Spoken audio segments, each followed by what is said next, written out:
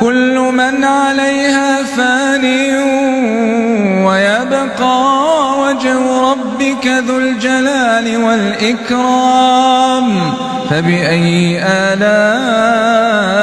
ربكما تكذبان يسأله من في السماوات والأرض كل يوم هو في شأن فبأي آلاء ربكما تكذبان